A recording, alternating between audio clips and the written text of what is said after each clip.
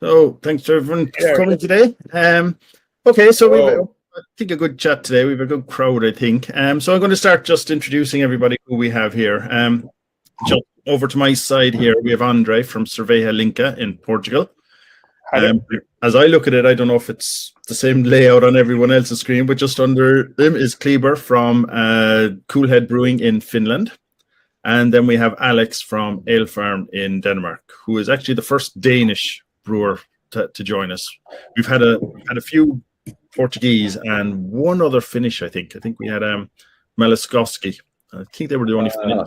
Just so you know, while we're brewing in Denmark, I'm not actually Danish, so I'm not sure I can take that first, but you know. Where are you from? America? Yeah, that's right. Yeah. Okay, I was trying to place the accent. Okay, so how are you? Sorry? I'm not really Finnish either. Okay. Where are you from? I'm from Brazil. All right. Okay.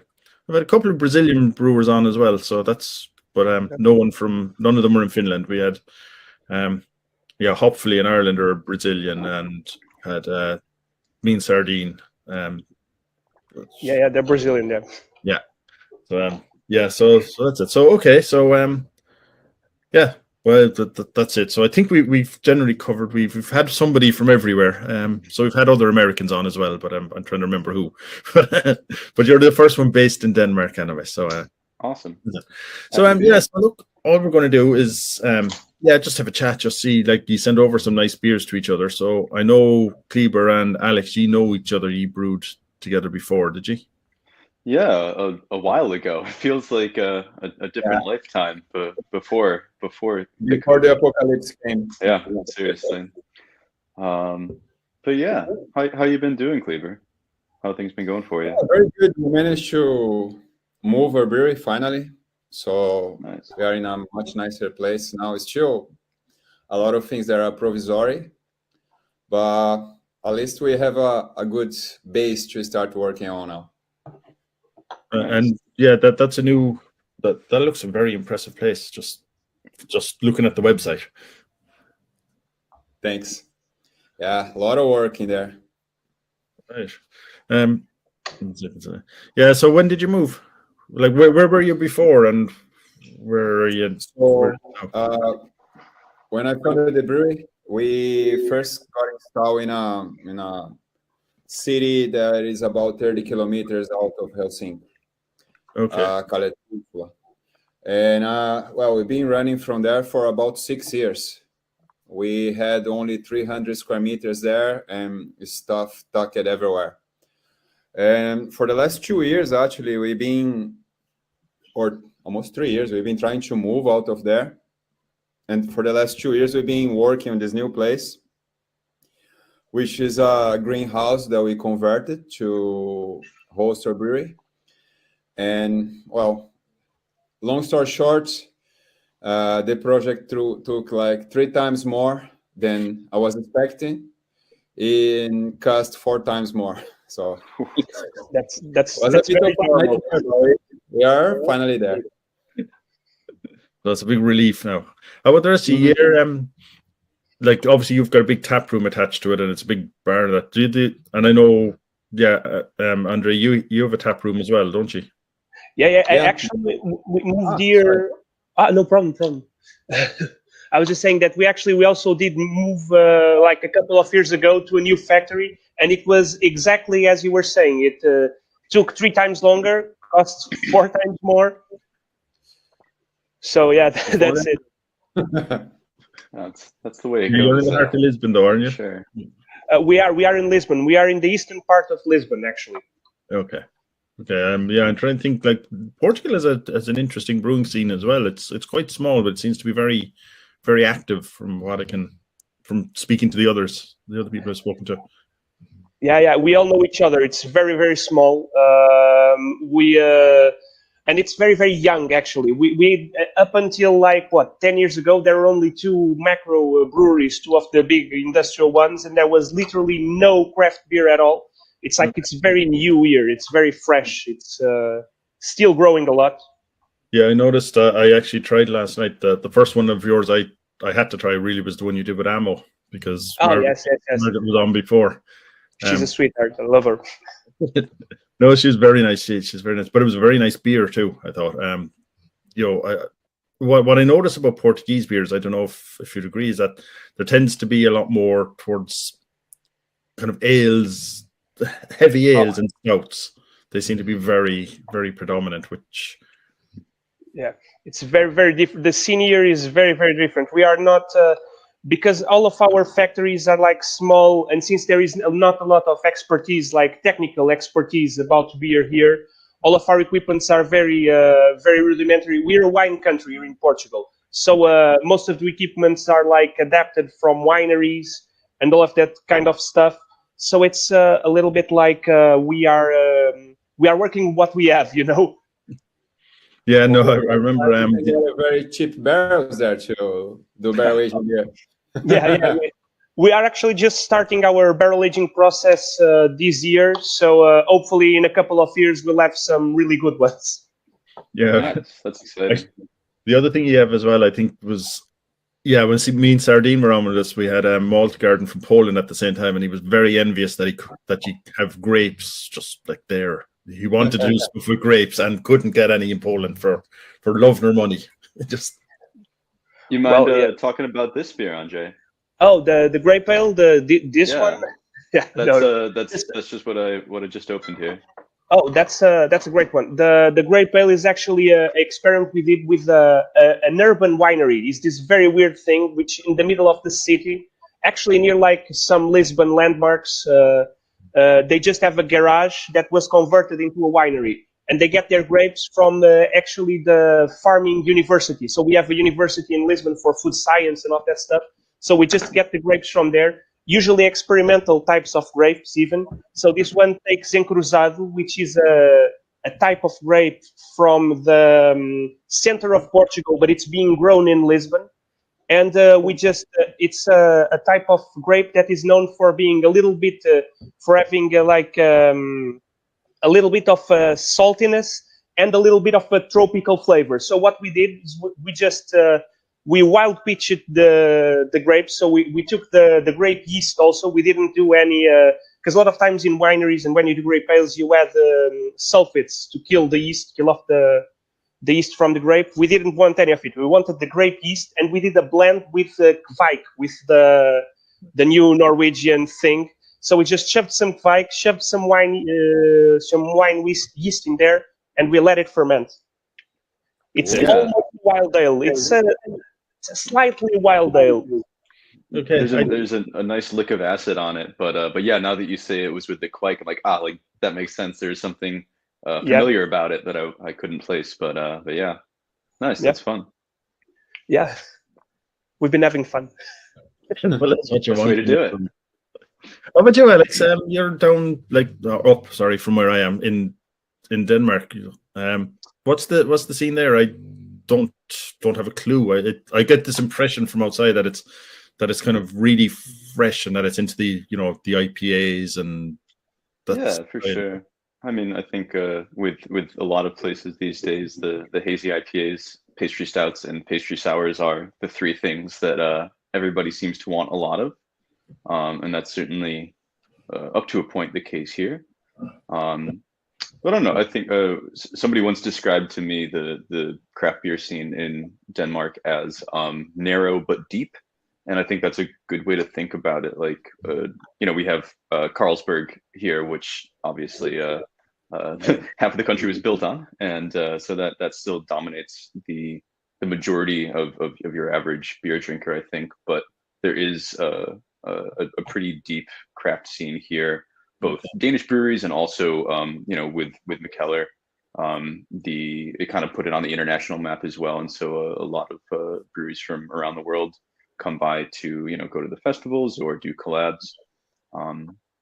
So yeah, I think bit by bit, more and more the average populace is getting more interested in the beer that we're making, but like anywhere, it takes time to develop the public, I think.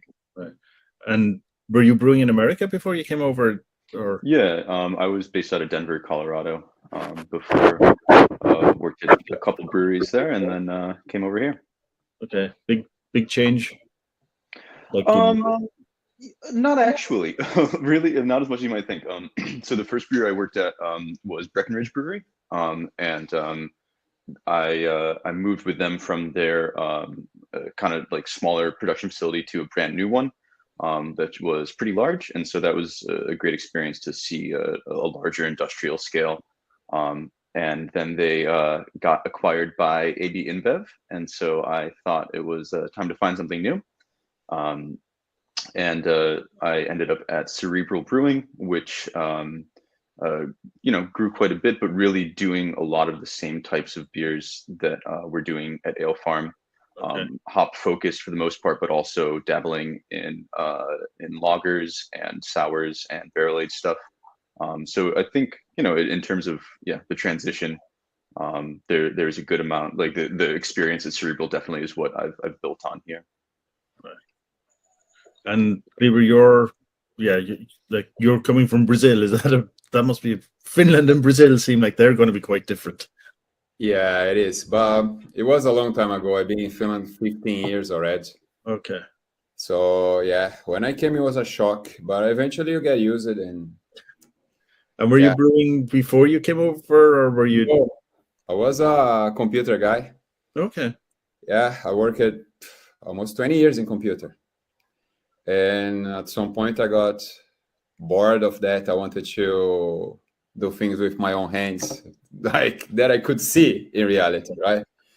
Because when you are a computer guy, you just do like this stuff on the computer that is in there, but no matter how beautiful is your code and how genius is your creations, no one gives a fuck. What is the result? Is it correct? Yes. Okay. Whatever then. With beer, and I here drinking AleFarm. Here, Ooh. yeah, Yep.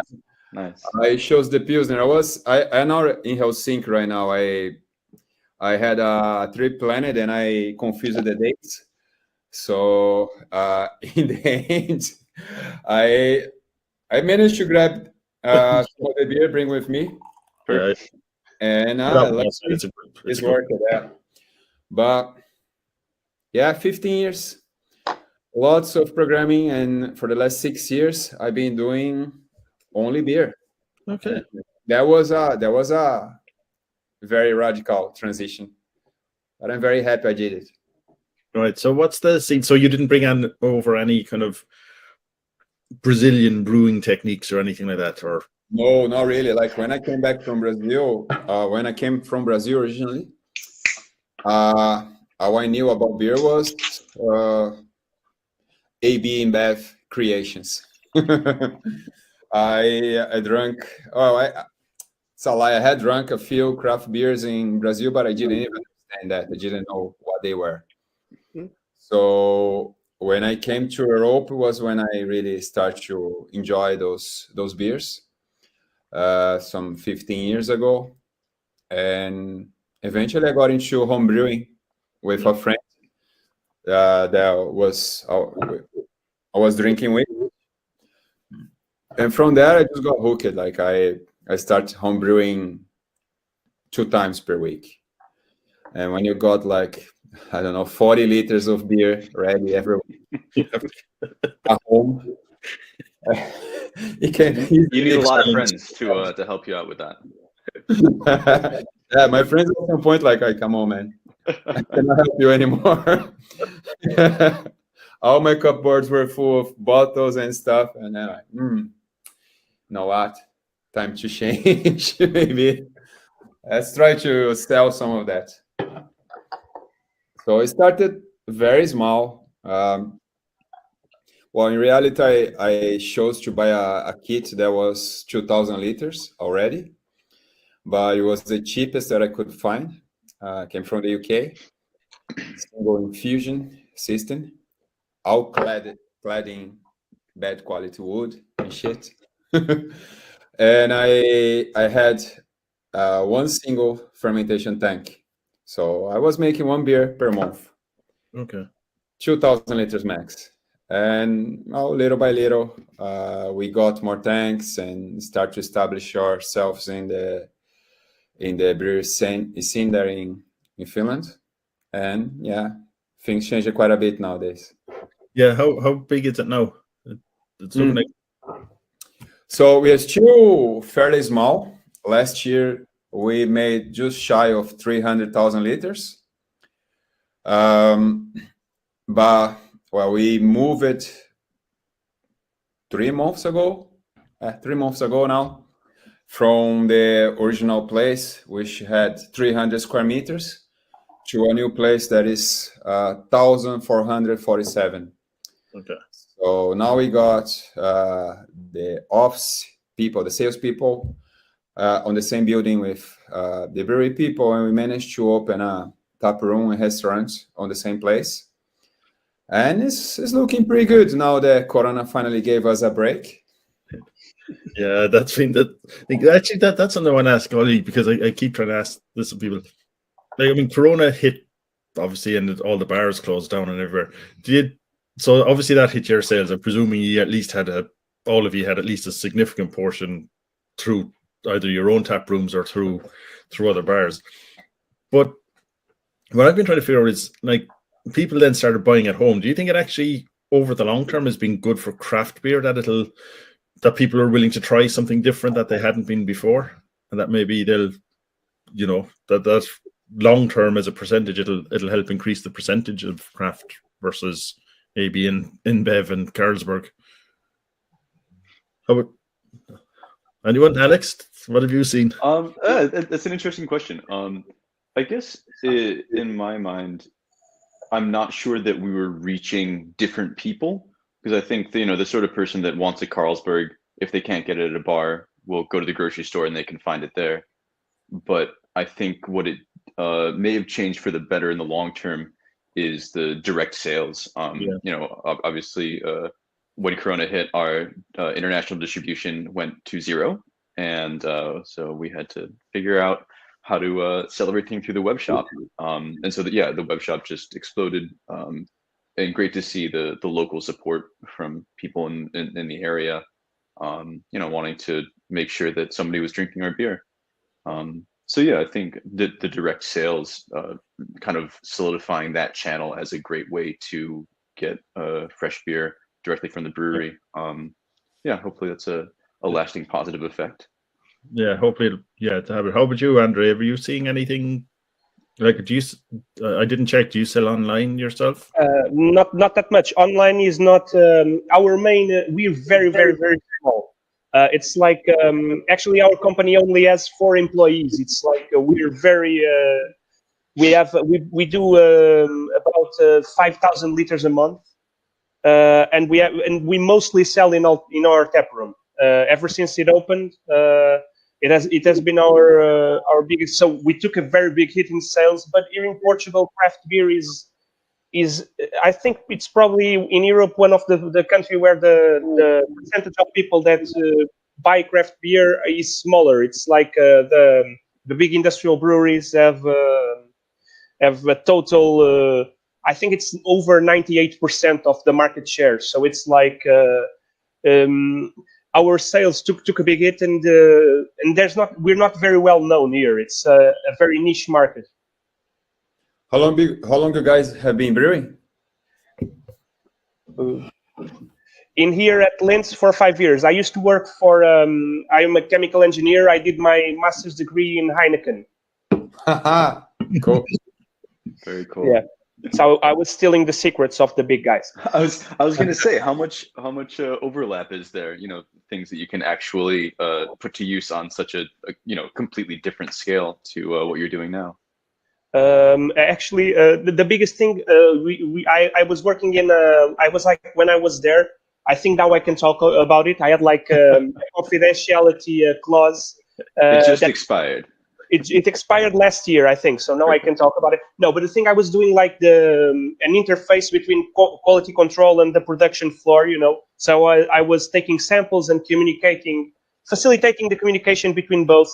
And the main thing there is like, and even here in craft beer is like hygiene. It's like such a big part. You have to clean all your stuff, and all of the big problems either in the industrial breweries or in the small ones are exactly from the same source, which is basically just keep your stuff clean, please. And yeah, like yeah. So, but I mean, consistency obviously is probably critical to people like Heineken and Carlsberg, much more than in craft, because people totally. I can recall about consistency. Once I was with the head of quality of Heineken here in Portugal, because here in Portugal, actually, our two biggest breweries, the macro ones, are owned by Heineken and Carlsberg. So thank you, Denmark, for that. But the main thing is that we once had a craft beer tasting in there. We're just checking out the competition, tasting some craft beers. And some people were like, this is totally wrong. These beers taste tough. And the other half was like, no, this tastes like beer. So it's like the consistency for them. Anything that is a little bit different, most of them will feel this off. Yeah. Whereas with craft, you can kind of, like hopefully the customers kind of understand you're doing, especially with you, it's batches, that something's going to be a bit different, and, the more understanding of it. Yep. How about the Kleber, as you're getting bigger and you're kind of going to, do you feel that consistency is something you're now going to have to be more focused on, or can you just still brew? Yeah, well, over the years we made, I was just checking the other day, about 300 different beers. So back when we started, if we tried to brew the same beer and it came different, we just put a different label on it and there is another beer. We've all been there. Yeah, it was actually something that the bars liked it for. And addressing a little bit of the Corona questions, before Corona hit, we sold pretty much everything that we did to bars. We had maybe 90% of our sales to bars and 10% to sports. And luckily, just a few months before Corona, I told the sales guys to start pushing on the supermarket front. Well, we have been trying for years, but we were using knocking on the wrong doors, basically. And luck has it that just before Corona, we managed to hit a few good contacts. And then Corona came, all the bars got closed, our sports sales died. But we were lucky enough that we could move all the sales, or a lot of the sales, to the supermarket front. And we saw a lot of the same things that AleFarm saw, a lot of support from your local. That eventually died in reality here in Finland. There was the first wave of Corona, then the second, then the third, then whatever. People like, whatever, yeah. Life is just like that now. So on the beginning, we sold a lot of beer through our direct sales channels. But the thing that on the long term turned out to be the most important for us was the development of the retail channel, that now takes 70% of our production, at least.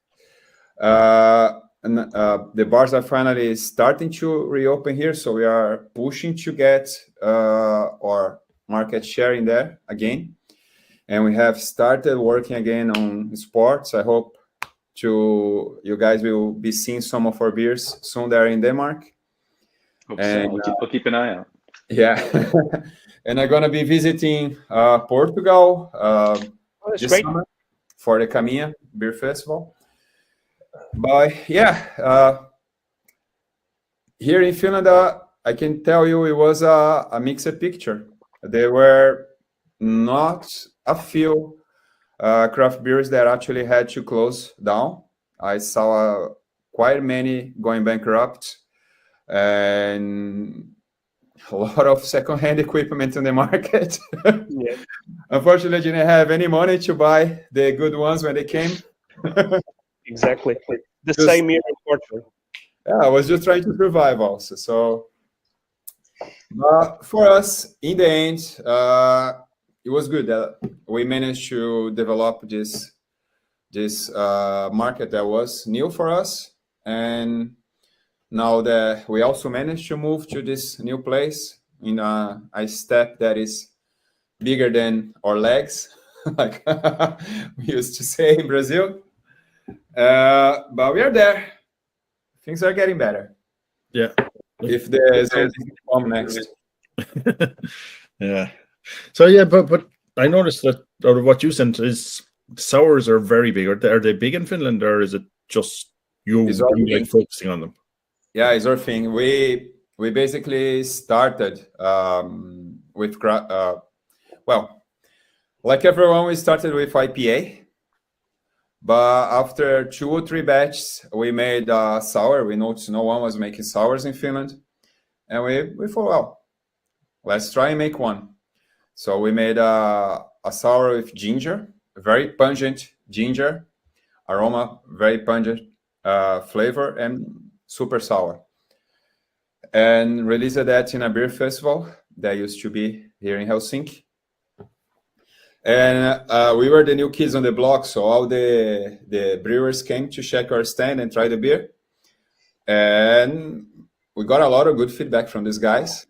The customers were not so sure. They're like, oh, the fuck is this? This is kind of sour and out there. But we knew there was something in there. I really liked the beer. And we just kept pushing on that and kept on trying to sell those beers. On the beginning, it was quite hard because there was literally only us making sours. There were a few coming from abroad, from Sweden at the time, I think. There was basically no market, so we kept making sours, kept trying to sell them, addressing the customers' questions. Is this good? Is like taste sour? What is the name of the beer? No, what? Forget about it.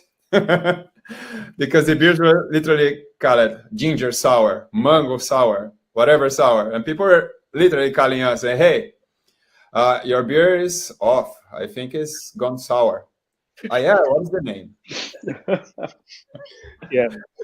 But yeah, it was a hard road in the beginning. But we managed to eventually conquer a portion of the market and gain taste buds, and we have made our name here in Finland. Basically, when people think about sour beer, they think us. Okay. It is about 70% of what we make, and the rest is pale ales, New England IPAs, pastry stouts, and barrel-aged stuff. And nowadays, now that we have our own tap room, we are making also Pilsner Lager, porters, and more often. We used to do those also, but now we can make those more often. Yeah, that raises a bunch of questions from you. First, I'll just say I'm in the middle of drinking this. I kept it for today. The salted licorice raspberry. It sounded mad. Sounded completely insane, but it's actually very, very nice. That is our best seller, actually. People in Finland are crazy about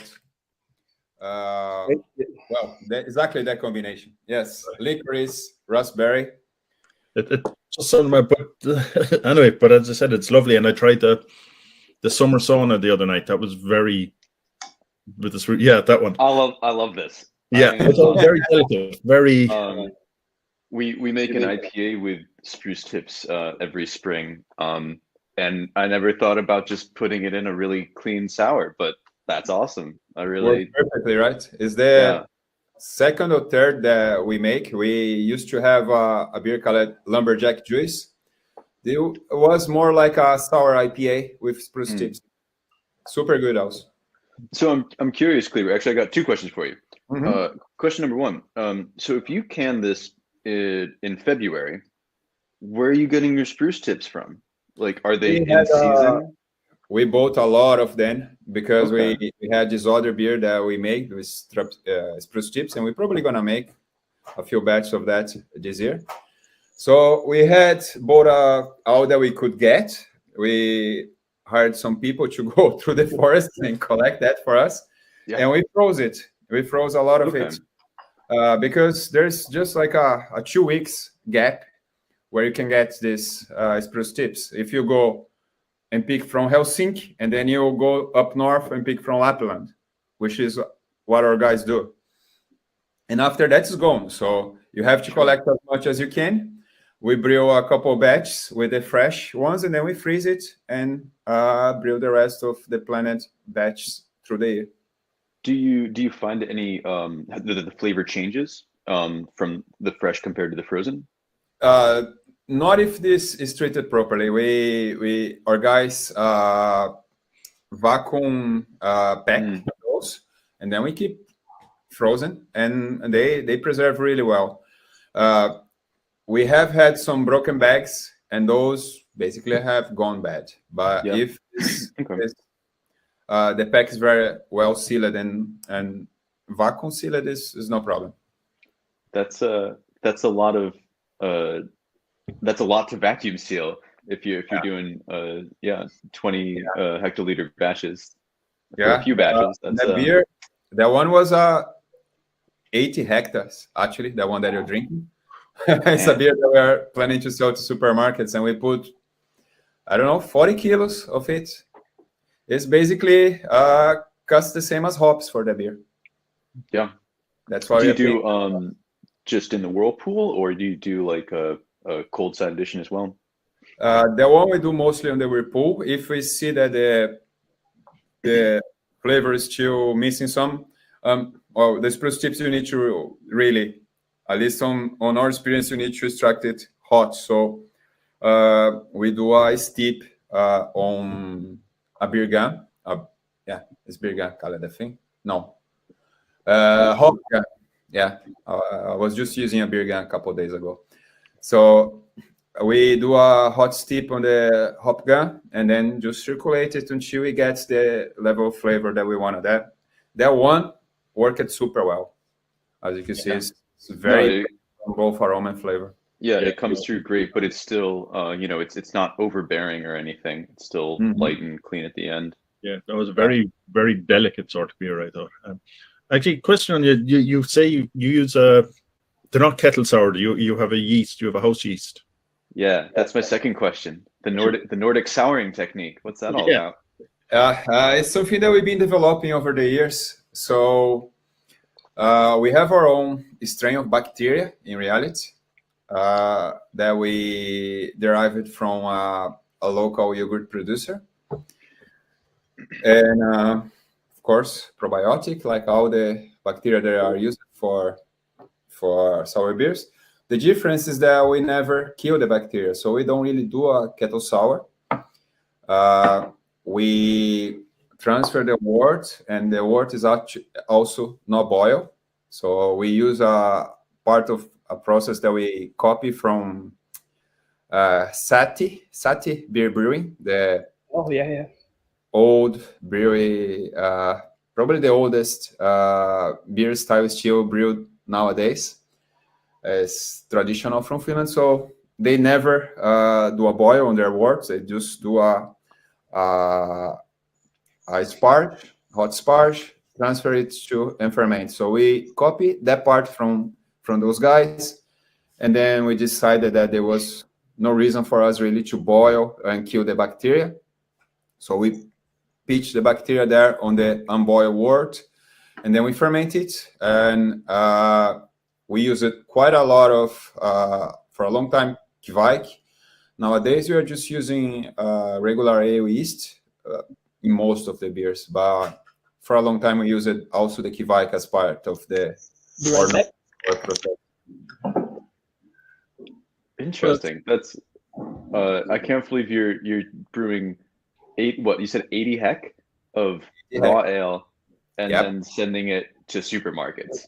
You've got you must be very confident in your processes, because that sounds absolutely terrifying from my point of view. This is craft beer. Sometimes things don't go the way we plan it. But what we see is we mostly have trouble if we do this triple fruited sours with 800 liters of fruit for 2,000 liters of beer, or had a lot of trouble with New England IPAs also because of hop creep and stuff like that. But those light beers, we are very confident. They really, there's no contamination. Basically, we heat the wort to pasteurization level and push it on. And our cleaning is efficient. We have a lab guy. One of the brewers is qualified to do tests, so he checked that the cleaning is done well and there's no weird stuff on the beer, and we go for that.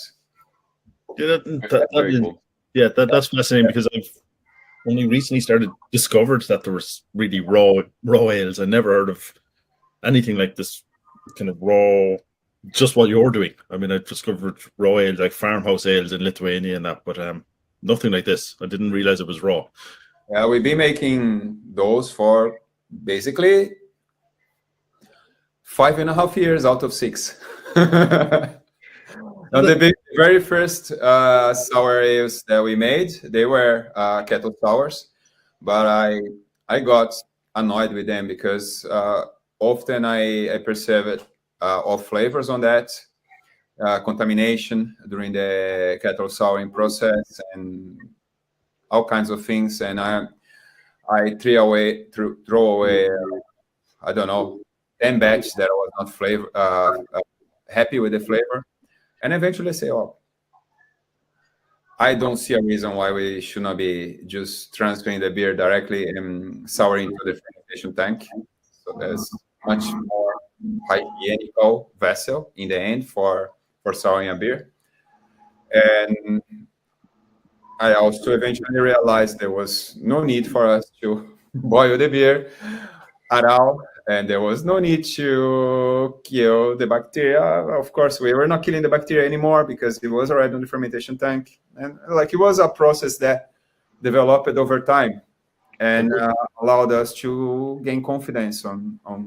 And so is it the same fermentation tank you keep then? And I'm just trying to figure out how you keep the bacteria. We just do a good cleaning. I make 80 hectoliters of summer sauna, and after that comes up Pilsner. It's no problem. Okay. Do a good cleaning. It works. But in terms of, are you maintaining a constant culture? Like, or do you have like a mother tank that you pull off from and then feed from time to time, or? We keep the bacteria frozen and we reuse it as long as we see the pitch is stable. If we see something misbehaving, then we grow a new pitch.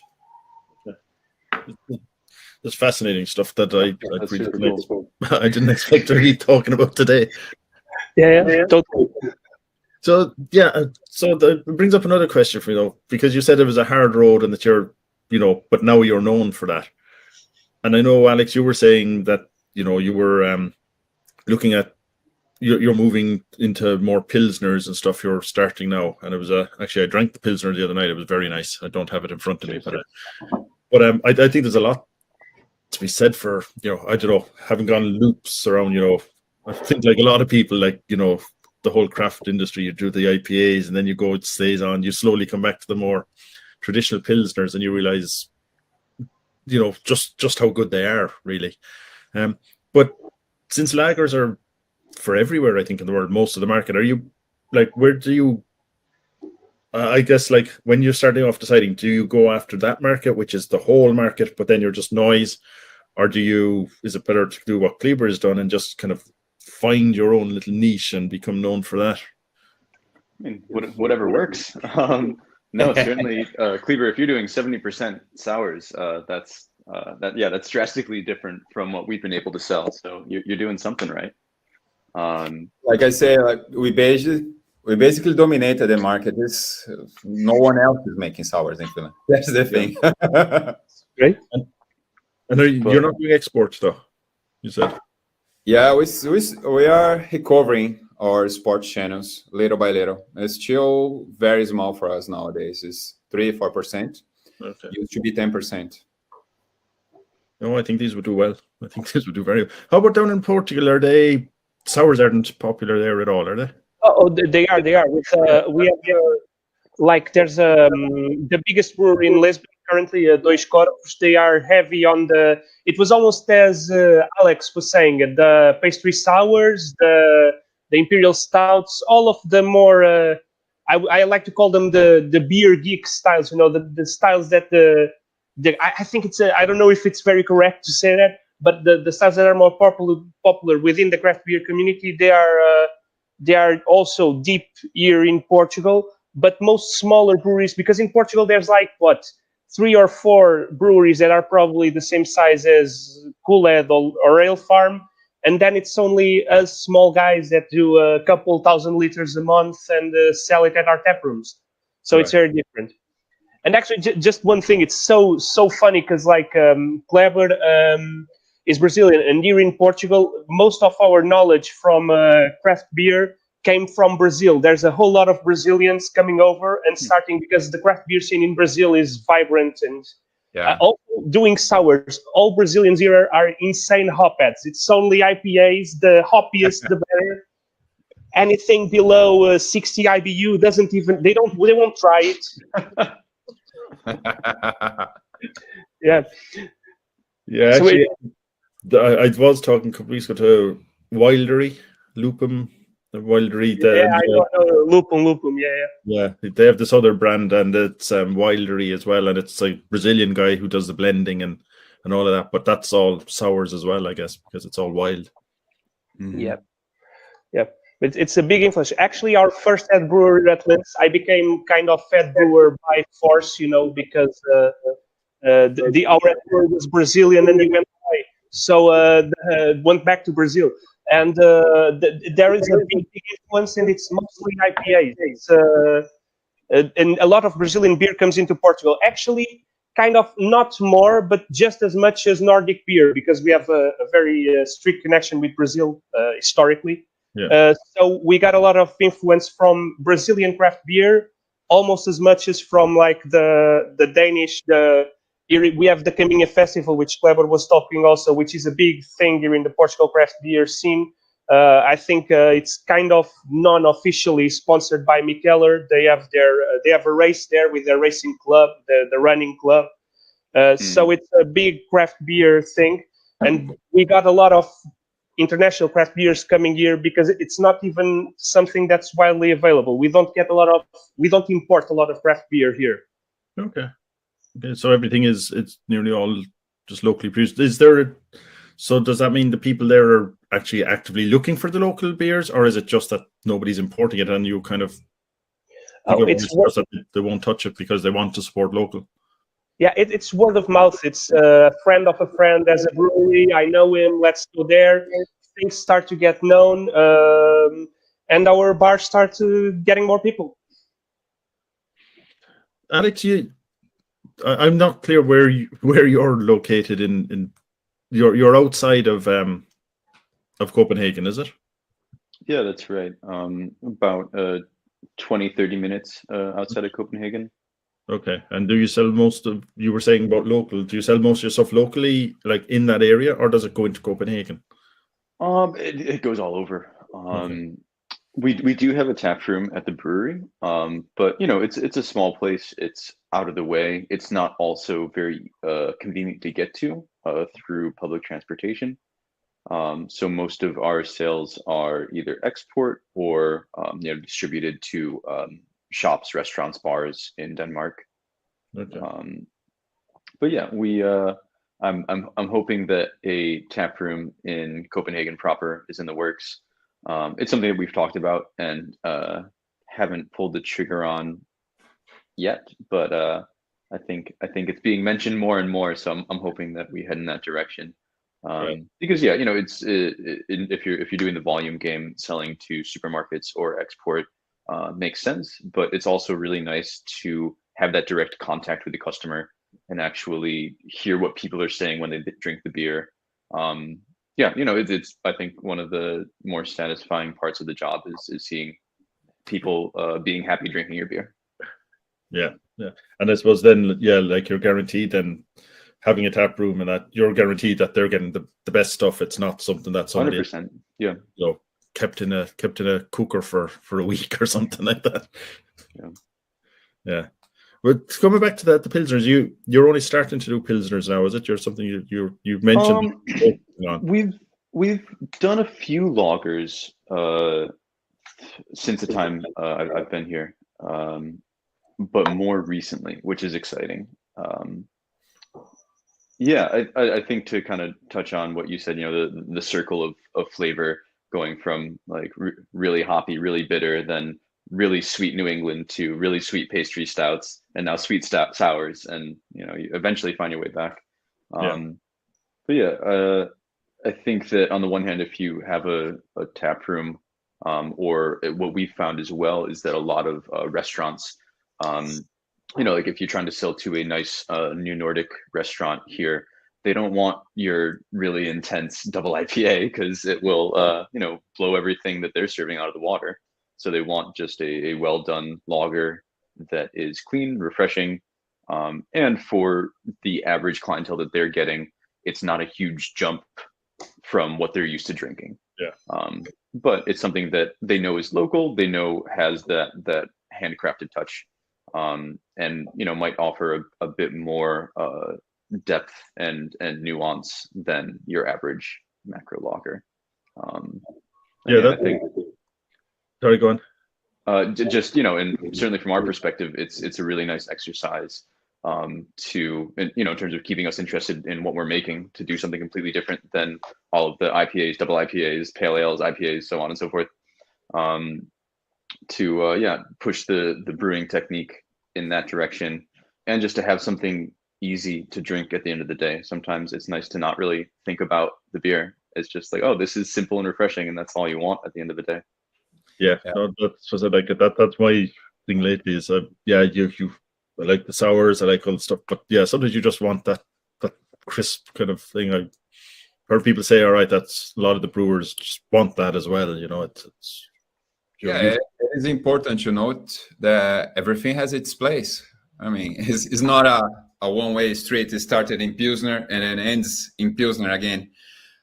All of these new styles that were created, they are here to stay.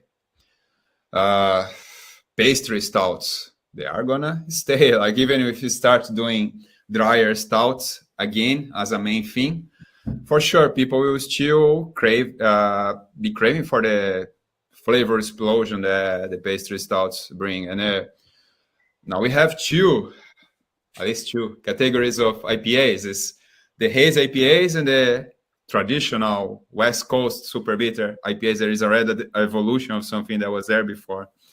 So you find your space, and you for sure want to brew those kind of beers. Like I love to brew pilsners. I love to drink those pilsners also. We didn't do that before. We also just started brewing lagers.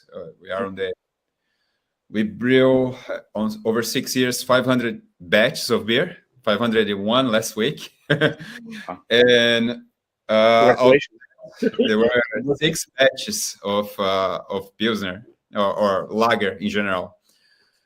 Actually, the 6th is going to be brewed next week. And why we didn't brew before? Well, there was not a market for us. We could not make it in a way that was cheap enough on our size. We had like 20 hectoliter tanks. We had, at some point, we started buying a little bigger tanks, 40 hectoliters. And then when Corona hit, we bought the 80 hectoliters for the supermarkets. And with those kind of tanks, we believe that then we can make the beer efficiently enough that we can sell it for a price that is reasonable. People will be willing to pay for that. We can still make a little bit of money. Before that, we better make our weird stuff, because then we could ask the price was worth it and make some profit and grow. But competing in price with AB InBev for a similar product was super hard. Yeah, I guess that makes sense. People just won't pay for it because your Heineken is down the road for half the price. Oh, of course, like it's not the same product at all, but still, like people compare. For them, they are comparing. Okay, it's a pilsner, and this is a pilsner, and I can buy 3 for the price of that.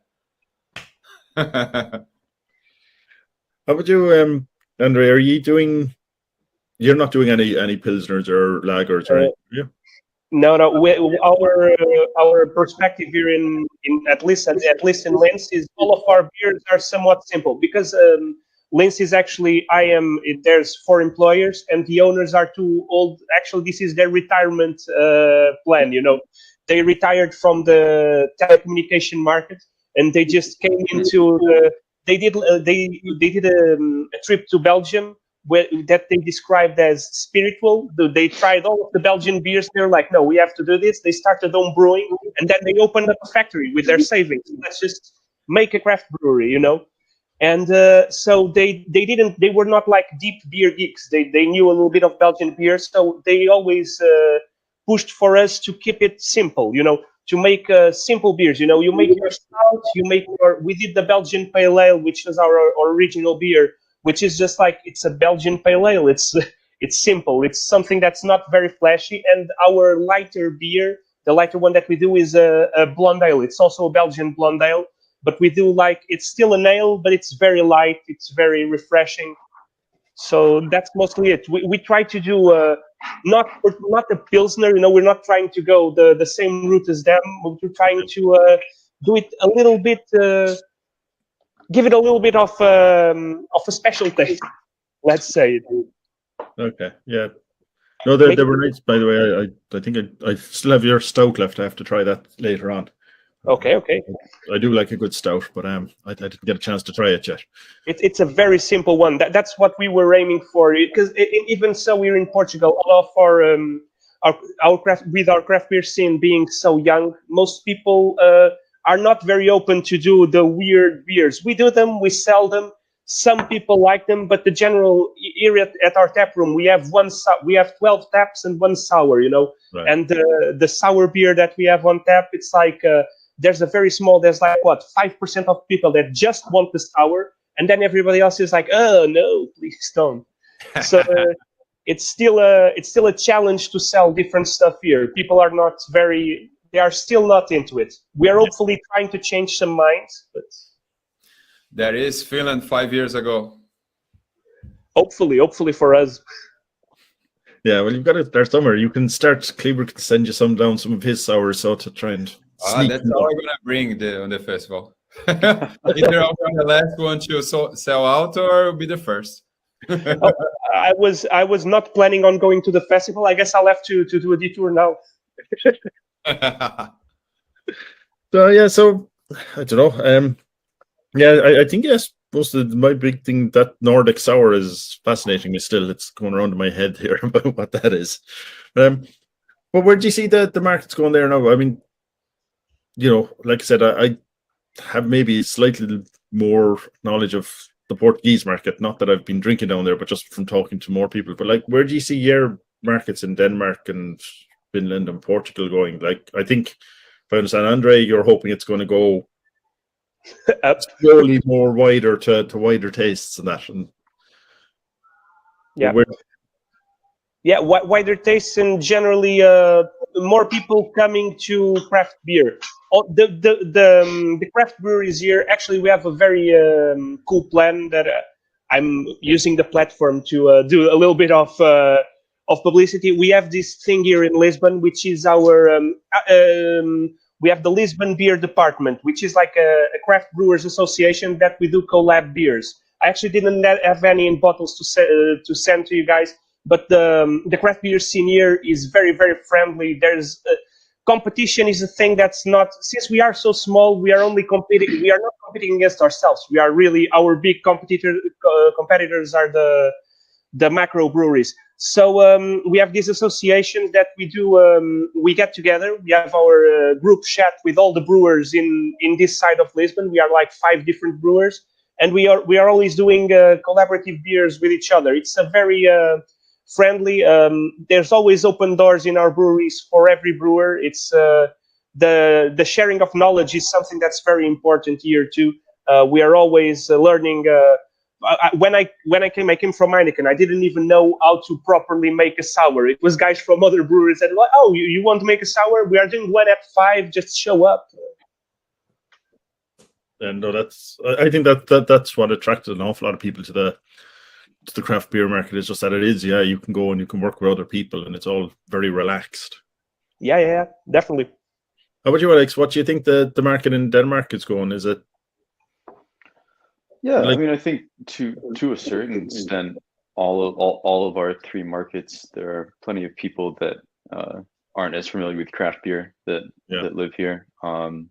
That trying to reach them is definitely part of it, but at least here, I think that there's enough of a scene where between selling locally and exporting, that there's plenty of potential there.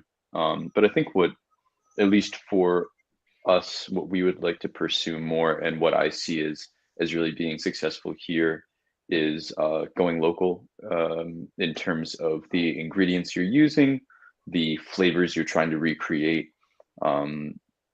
Like the spruce tip beers, I think are a great example of that.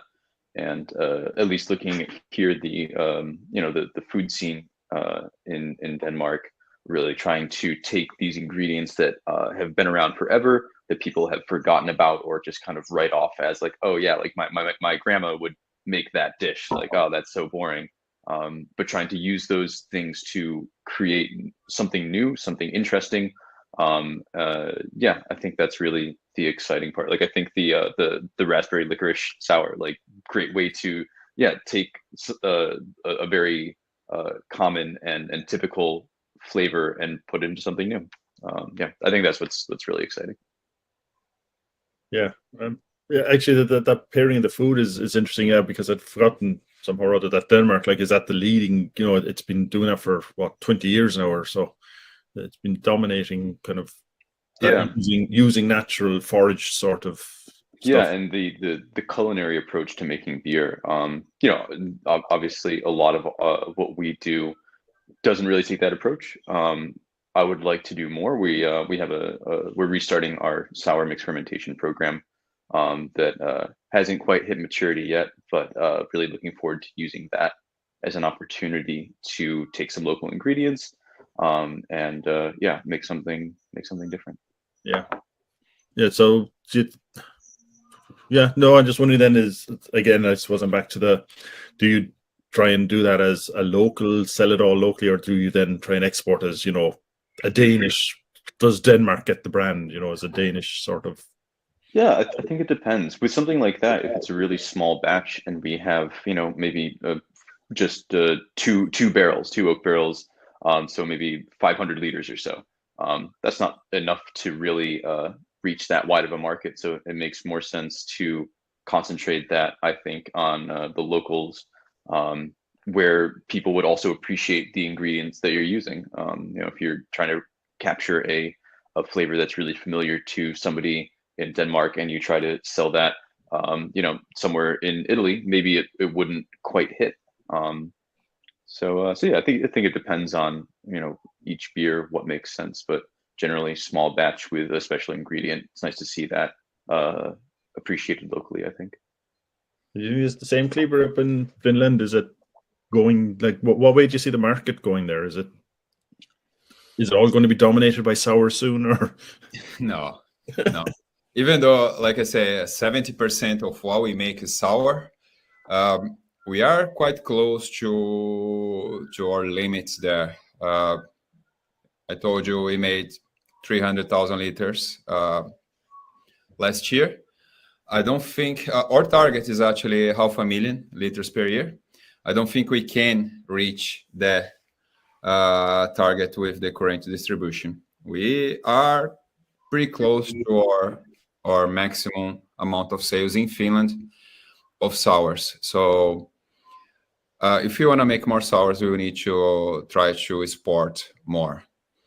What we are doing now is a bit driven by the fact that we have this wonderful tap room with a gigantic terrace, and we are partnering with some people that organize music events and stuff like that. We are planning to sell a lot on our own tap room, on our own direct channels there on spot. And then, of course, try to revive this sport market. Like I mentioned, when Andre was talking about how things are in Portugal, that was Finland 6 years ago. Finland was basically a few years behind the whole Europe, and it went a long way. Like people were drinking sours around Europe, and no one was making those in Finland. The craft beer scene has catch up here in Finland. Like there was a lot of work done by us, by other more modern craft brewers, and especially by importers. The guys that used to import AleFarm to Finland, they brought beers from everywhere, and they create a hype scene that is really thriving in there. So I would say, like right now, what is hot in Europe, what is hot in the US is hot in Finland. Okay. People are drinking exactly the same things and are looking for exactly the same things. Our strategy is a bit different because of this new location that we got, and our current market distribution, that we are making a lot of stuff for supermarkets, and that allows us to try to make some beers that we could not make before. We just made a Mexican lager with 15% corn on the grist, which unimaginable before. And we made, how was it, like 8,000 liters of it to boot. Like first batch, didn't even make a test batch. Yes, not really well. Yeah, someone told me that, once you have your own tap room, you can kind of explain to people, oh, this is very special, and you can convince them that no matter how bad it turned out, it's a great thing. If the one had turned it bad, we would be drinking Mexican lager for a very long time. I would have to go away. It's impossible to drink 8,000 liters of bad beer. The amount of brown ales that I've sold that were supposed to be red ales is very, very big. Our tap room is exactly where that happens. Yeah, but to me, what having the tap room on the brewery allows us is to experiment quite a lot. Like we got some small tanks, 200 liters. And we are doing a lot of experimentation with hops and different techniques for sour beers. And now we made small batches of Imperial Stout. And right now we are just brewing that on the big tank, on the big system, and transferring to a bunch of small tanks and changing the beer on the fermentation process.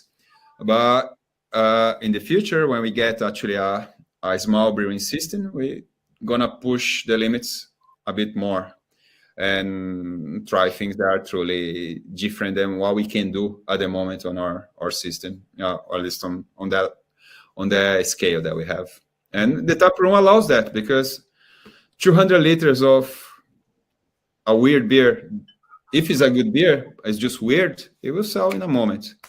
Yeah, that's cool. Here in Lisbon, actually, we have this traditional party, which is it's of the saints. It's like it's a very traditional party, and there's these people have these small plants that look like it's like baby basil. It's basil, but it's very, very small. And we did a beer with the blonde ale with those types of things here. I think that's definitely the way to go to sell in your tap room. Throw in different ingredients. Try what works, and well, man, if it works well, that's a new style that you're creating. And you can make more. Yeah. So that brings up, I'm holding your point now, but that just brings up one last question for me. Is there anything that you haven't brewed that you really, really want to brew someday? Well, we haven't done white ales, white sours. I actually had a plan to do that. I was going to keep one of the warehouses on our old brewery in there just for a variation program with wild fermented sours. But well, crisis came. Money, like I told you, it cost 4 times more to move than we planned. So money ran out, and we had to give it away. But yeah, eventually I would like to have a truly wild sour, lambic style program on site. But for now, not possible for us. But if that one would fit in with the fact that you're known for sours anyway, so it kind of would be the next stage. I don't expect that to be a big market at all for us. It's more for the fun, for the knowledge. Okay. It will be very small program. There is no such a market for that in Finland, but it will be fun. It will be fun to do. How about you, Alex? Anything you're really looking that you want to brew that you just haven't been able to? Well, I think Cleaver, your comment about how you don't really think there's much of a market, but it's fun, so you want to do it. We're, I think, kind of in the same boat with our sour program. AleFarm actually started off really focusing on spontaneous sour beer, and that was before I started with them. But by the time I'd started, they had moved to a bigger facility and were really focusing on IPAs. And so one of the things that I was excited to do when I started was restart the sour program. But things happened, and then Corona happened, and so we finally, at the end of last year, started it up again.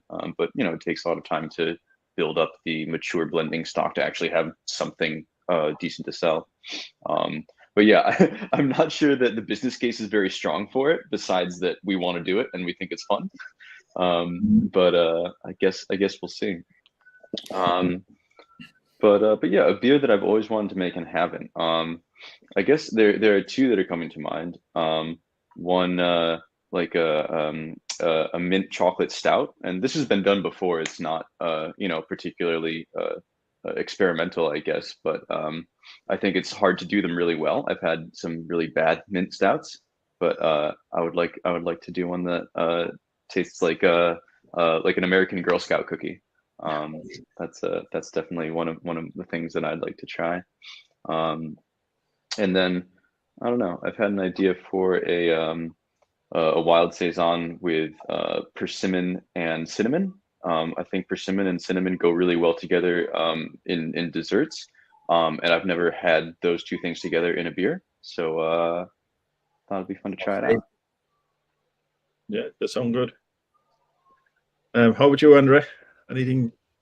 What we have actually here in our facility, it's kind of a weird thing, but we since we also moved to a bigger facility, now we had some leftover space that we have kind of on a rental basis where they are producing kombucha. So I'd like to try and do some weird beer kombucha hybrid thing, work with those tanks and those wild things. Okay. So interesting ideas there. I'm going to have to keep an eye out for. That can be very promising. I read about people using kombucha yeast to try to brew very low alcohol beers for the low alcohol market. If you can get the vinegar aspect out of it. Yeah, definitely. That's something that we are also thinking about the non-alcoholic beer market, which is a very big. There actually isn't any non-alcoholic craft beer being made in Portugal. There's like low ABV. We have a micro IPA, but like non-alcoholic craft beer doesn't exist. Well, it exists in Portugal, but it's imported. So, yeah, that's a good question.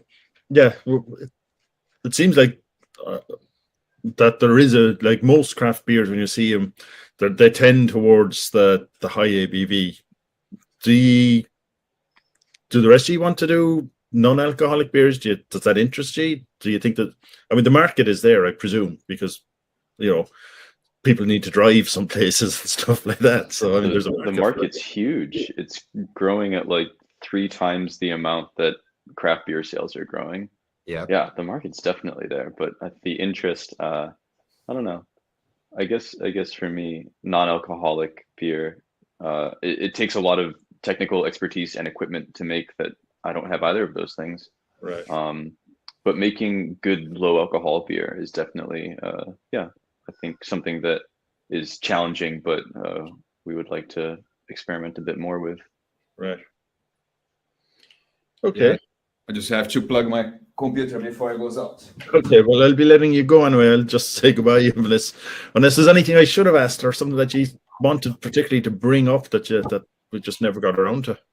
Sir, anything you wanted to? Second, I'm just going to fall over. Oh, he's back.